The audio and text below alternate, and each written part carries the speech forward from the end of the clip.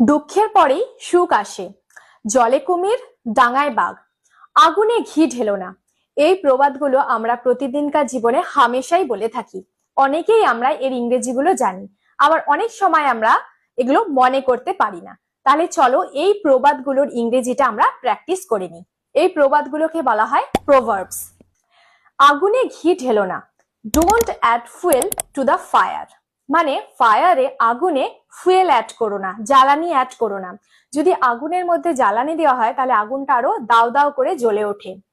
মানে হচ্ছে পরিস্থিতিকে আরো খারাপ করো না। Don't add fuel to the fire. জলে কুমির ডাঙায় বাঘ, মানে দুদিকেই বিপদ। Between the devil and the deep sea. Devil মানে হচ্ছে শয়তান, আর ডিপ সি গভীর সমুদ্র, মানে দুদিকেই বিপদ। Between the devil and the deep C.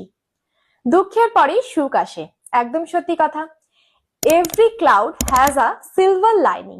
Every cloud has a silver lining, মানে মেঘ যতই কালো হোক না কেন তার মধ্যে একটা রূপালী আস্তরণ থাকে। এর মানেই হচ্ছে দুঃখের পর সুখ আসে। Every cloud has a silver lining. এই তিনটে প্রভাবস এর মধ্যে তোমাদের সব থেকে যেটা ভালো লেগেছে আমাকে কমেন্ট বক্সে কমেন্ট করে জানাও। Keep learning, keep growing.